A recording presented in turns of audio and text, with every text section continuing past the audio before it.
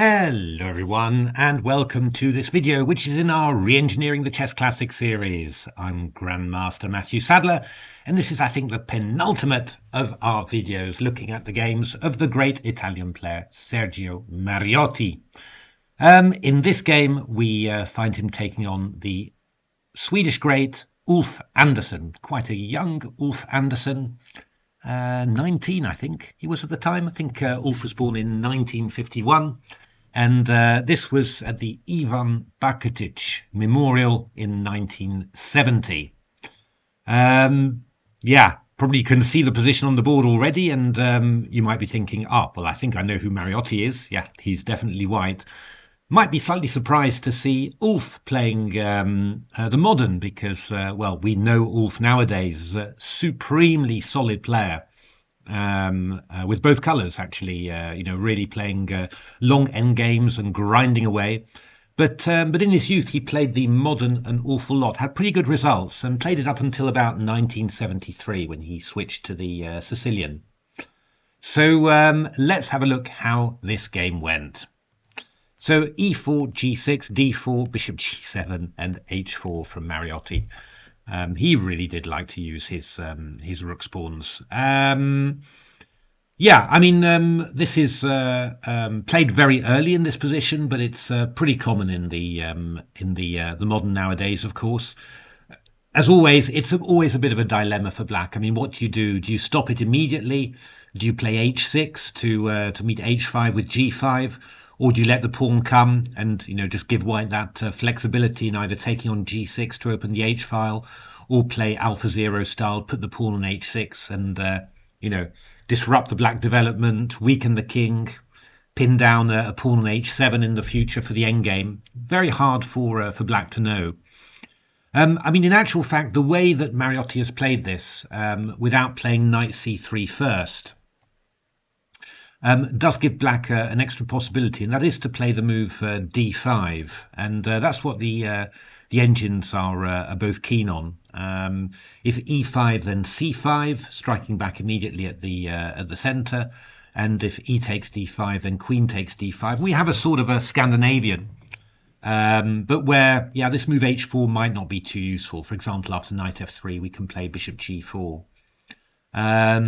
It's d5 is definitely a pretty reasonable way of playing. Ulf played h5, which is decent. I guess the big thing about it is that it concedes this square g5 quite early, so white can look to put a bishop on there or a knight on there quite early. He knows exactly what structure he's got to aim for there. So in general, I would say that this is quite positive for white to have teased out these moves so early. So knight c3, d6. The engine's also looking at this possibility, which is not stupid. Looking to play d5. I mean, when white's gone h4 and h5, we've got some sort of black's has got some sort of possibility of fighting for the kingside light squares. So d5, just trying to punch a hole there, force e5, and then you can put the bishop on there, or the knight on h6, g4, f5, Gurgenit style. Also quite possible. I mean, c6 is also quite a flexible move there. You don't have to go d5. You can also go d6, or you might be able to play the queen to b6, hit the pawn on d4 annoyingly, or the pawn on b2, or even just do a quick b5. Quite flexible. If you're pretty sure that you're going to play a c6 type system anyway in the modern, playing c6 before d6, has some extra possibilities. Pardon me. So d6. I was running in the rain this morning, so I think I've maybe caught a little cold. d6 from Ulf, nothing wrong with that. And now f3. c6 and bishop e3. So this is a very common setup for white, sort of dragon style, really. Bishop on e3, queen on d2. You can play castle queenside later.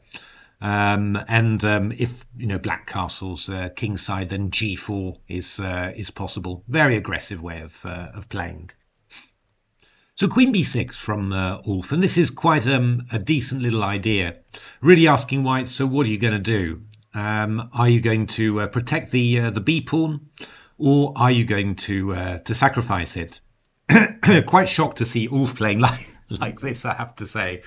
But yeah, I mean, I was actually expecting Queen d2, I have to say. You know, when Queen b2, Rook b1, Queen a3 is a typical sort of position where White's given up the b2 pawn. You're attacking the b7 pawn, which restricts this bishop, and you've got your central space. You know, sort of expecting Mariotti to do something like that.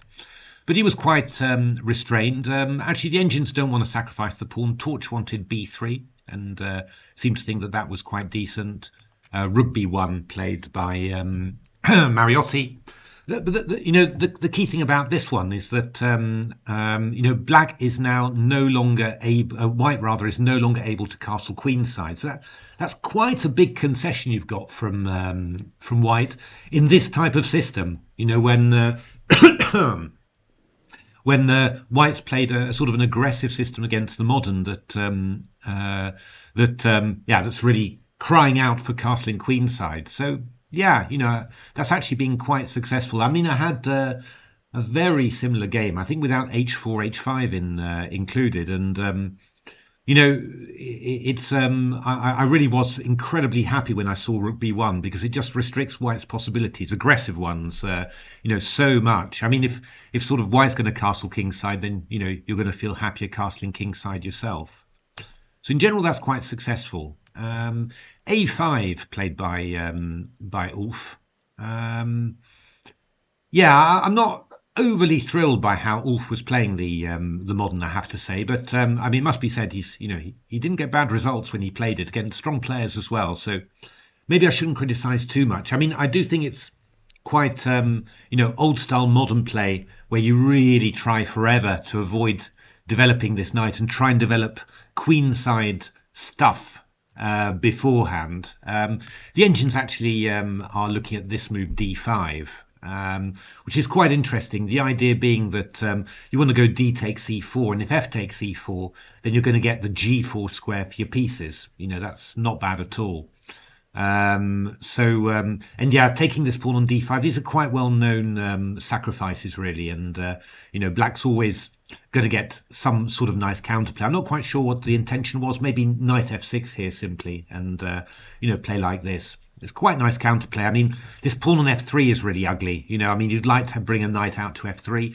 This h4 move is not going to be so amazingly great with this sort of central structure and wanting to castle kingside. So yeah, you know, black gets quite a lot of counterplay. And you're going to see the engines continually suggesting d5 at various moments. A5 played by Ulf. Bishop to c4. Quite interesting that Torch was looking for knight a4, queen d8, c4, bringing us back into some sort of King's Indian. And of course, you know, c5 now is quite a nice idea. It's not so unusual in the King's Indian when black plays sort of a6 and c6 ideas. Because since you've gone a5, playing c5 will, you know, really make black regret the weakness of that b6 square. So knight a4 is quite interesting, 0.68 according to Torch. But Mariotti played bishop c4, which is the more normal sort of e4 player's reaction, I think. Knight a6 from Ulf, again, just delaying developing this this knight on g8. It's really how, you know, when I was little, that's how I was brought up to think of the modern, that you basically try to avoid developing that knight on f6, on g8 rather, and did all sorts of strange stuff on the queen side, you know. But the engines, you know, are just saying, you know, they're just looking at stuff like d5 again, e takes d4, and then queen b4, for example, is the way that they continue. But, you know, just try and punch holes in that white center. You know, that's what they're constantly looking for. I mean, just as a slight digression, I mean, when I came back playing chess after, you know, sort of 10 years away and came back as an amateur, first openings I played were the modern. Yeah, because I didn't need so much theory, and I had got a nice nostalgic feeling thinking about my erstwhile colleagues David Norwood and Julian Hodgson, who played these lines a lot.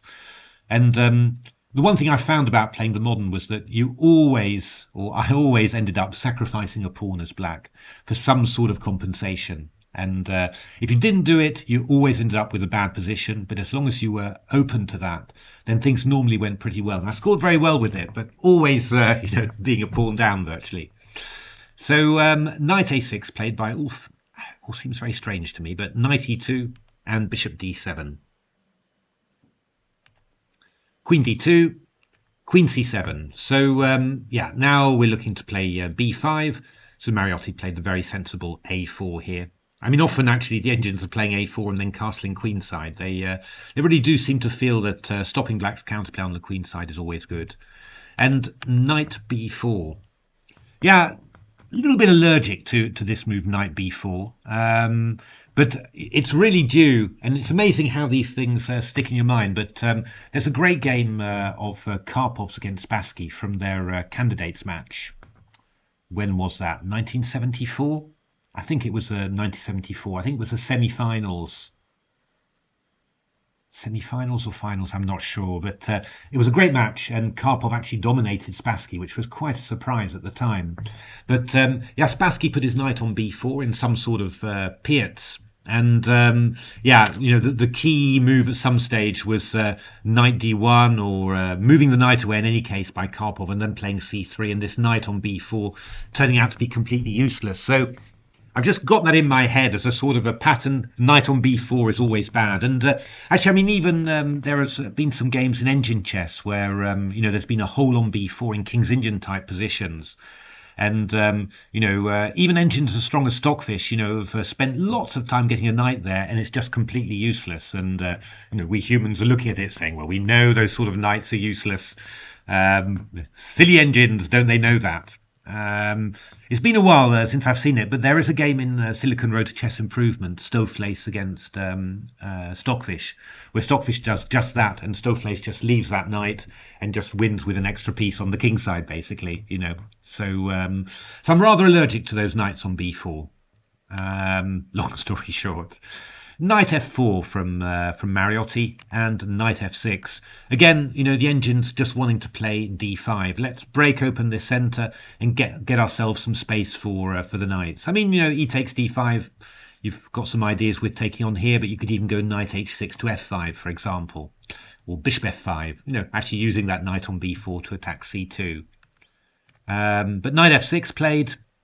And now king f2 from Mariotti. I mean, you do feel somehow the frustration in him that he's been unable to castle queenside. He doesn't want to castle kingside. He wants to have some sort of g4 stuff. So, he plays this slightly in-between move here.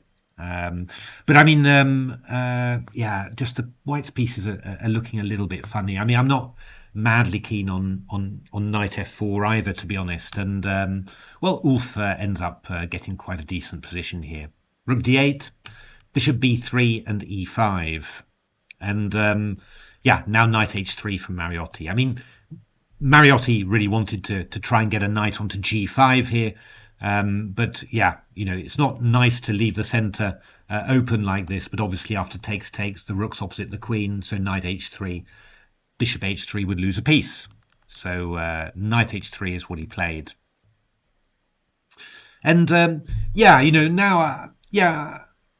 somehow, I think it's just, it's kind of prejudice somehow. I just don't feel that the Ulf I know should be playing the modern somehow. But I do feel that he was treating it in maybe a little bit of a passive way, because the position is really crying out for something like this. Breaking in the center and asking questions about, well, what is this king doing? Why have you gone h4? When this sort of stuff is going to happen, why have you left your rook opposite the queen with this central tension on the board? This would be, it's not actually strange enough for me. Strange enough, it's not much better for black or anything like that, I don't think. But it does seem very, very natural, and really seems, this is exactly what you should be doing. Black went and played castles. It's fine, but Yeah, but here Mariotti played takes and queen e2, and yeah, I mean, sort of, clarifying this central structure is definitely a little plus point for white there. And yeah, the next move that you've got planned is knight g5, which will be annoying. I mean, black's played e5, so this bishop has now got a free run. It's yeah, it's this Fischer Sozin bishop that you see in the Najdorf Sicilian, and often that bishop doesn't seem to be doing much, but always, whenever black tries to start doing something, expanding, suddenly that bishop jumps back into life. It's a bit like the King's Indian bishop, and I always found it quite striking that Fischer played systems where the bishops remain hidden for quite long periods of time, but then in the middle game, when things start happening, they burst into life. And the Sozin 6 bishop c4 system against the Najdorf, and the King's Indian, of course, with the bishop on g7, those sort of systems. Wonder whether it was conscious or unconscious somehow. So bishop h3 by Ulf, and rook h3 by Mariotti. I vaguely wondered about going g takes h. Always enjoy thinking about opening the g file, and then you'll have rook g6 because this pawn is pinned. But I guess the black will just play the king to h7, and then these guys are not amazingly happy. I think you should be having a very quick attack if you want to do that, and it's not clear. So rook h3 and king h7. I mean, the engines here, I think they feel really that that Ulf wasn't very flexible somehow here, and yeah, it's something I've recognised from my own game somehow. I often say that I felt that I was always quite a bit inflexible as a player, and certainly when I was professional, I think I was much better when I became an amateur. But it was all to do for me with nerves. That I was always really intent on making stuff happen. I didn't want to be passive. I didn't want to let the game drift. I mean, from that point of view, I think I had a very modern approach. I really understood, the way that engines play nowadays. Seeing the danger of passivity very quickly and taking immediate action. That was how I thought as well, naturally, and what I wanted to do. But it did mean that I was sometimes a little bit manic, and I had the tendency just to set my pieces and then try and punch the opponent from there. Oh, that's not a good thing to say at the moment, but you know what I mean. And then try to attack my my opponent from there,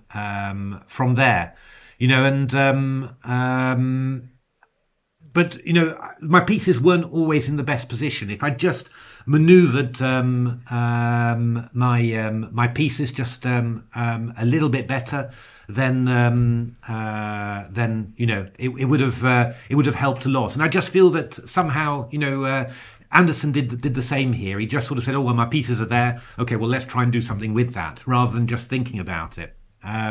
Whereas what the engines are looking for is stuff like queen e7, and then they're expecting something like rook h1, and then, well, I mean, a couple of things. Either knight a6 is one move, redeploying that knight to c5, and then it can come to e6 and d4 or f4, or indeed playing knight d7 and bringing the knight to c5 and trying to do the same thing. I mean, I guess that Ulf was maybe a little bit worried about bishop b6, but it's not really very much. I mean, it's not even threatening to take on a5 afterwards because of queen c5 check, so it's not a particularly scary move.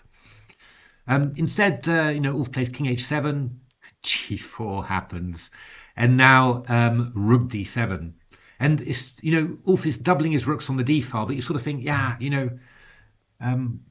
your rooks were sort of fine, we're doing fine, but it's sort of your other pieces that need to be involved. This knight's not really doing very much on here. Get that one back into play. Your queen's not really doing very much here. It's sort of behind some pawns.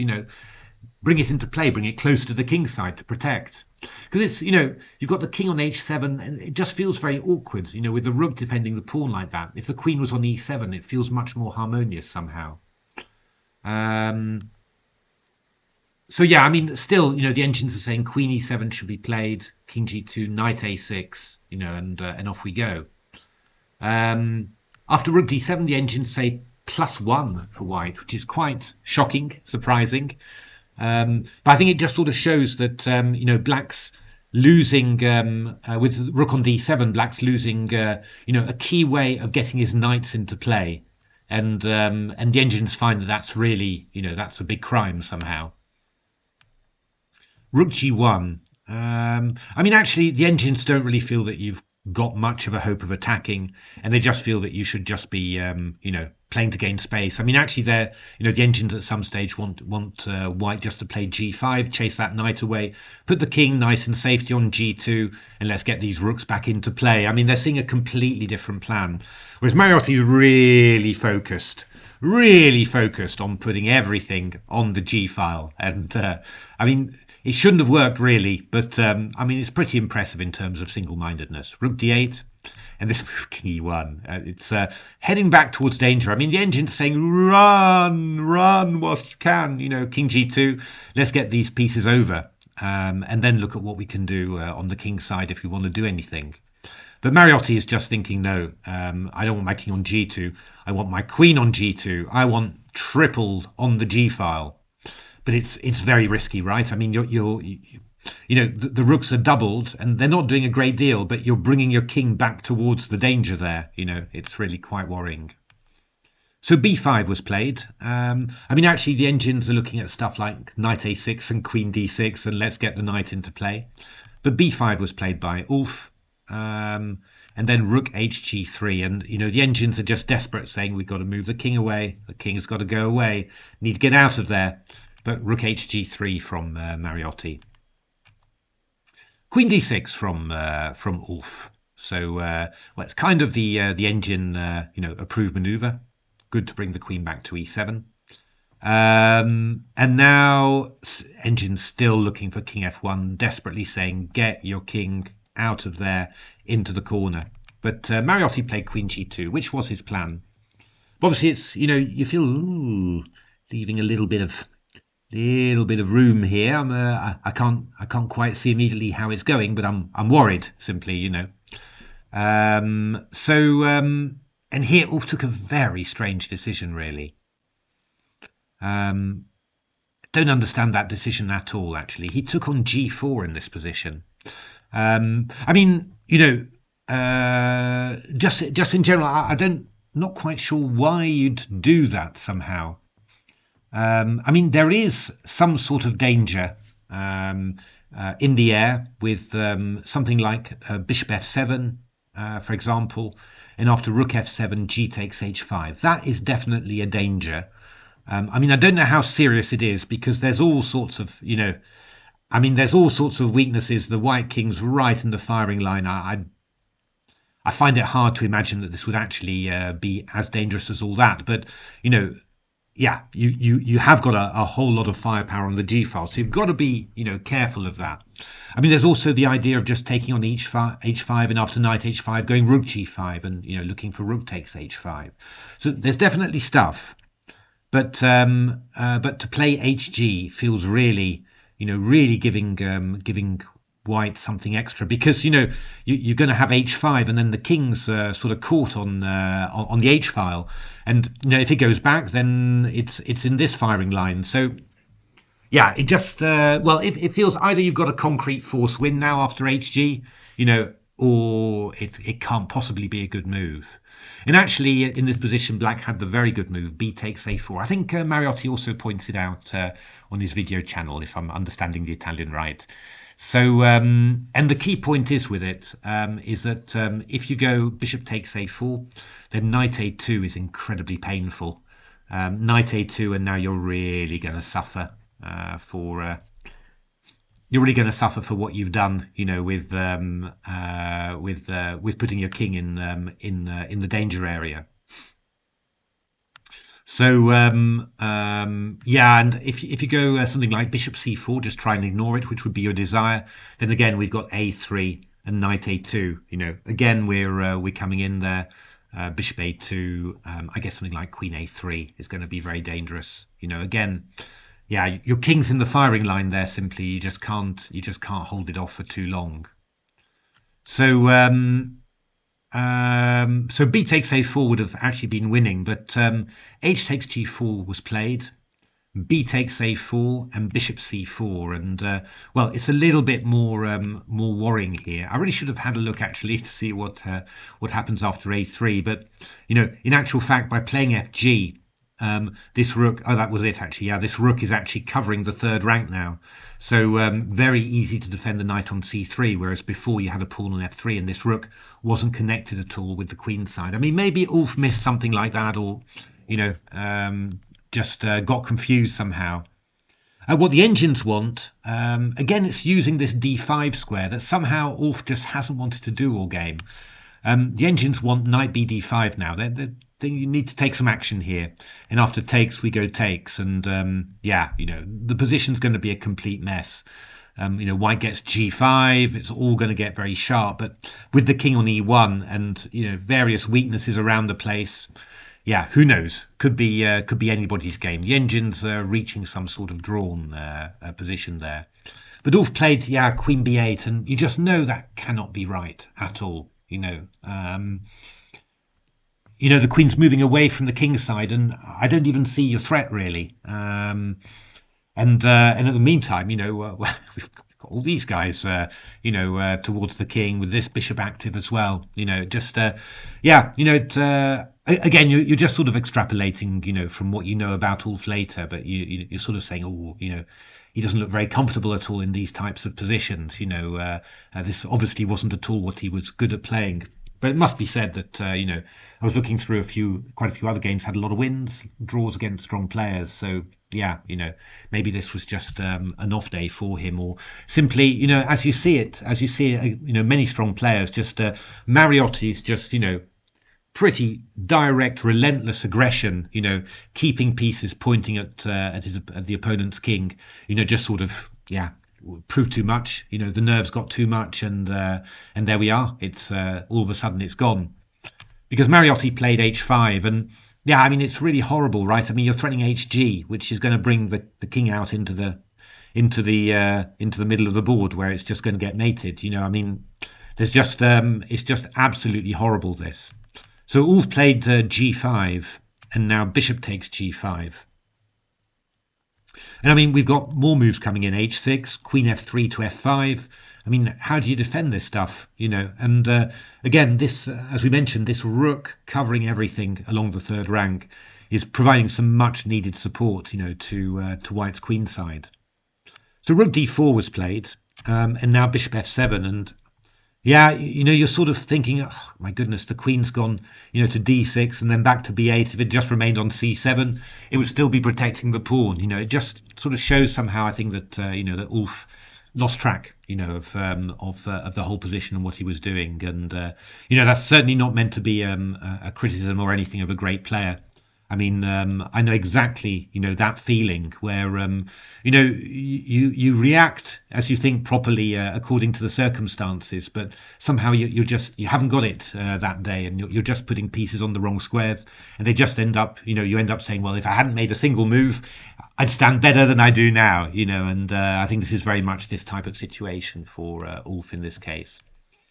Knight a6 played to attack the pawn on b2, queen f3. Mariotti concrete as ever in these type of situations, not thinking about defending anything, just thinking about mating. Rook f8, queen f5 check, king h8, and then h6 is very powerful.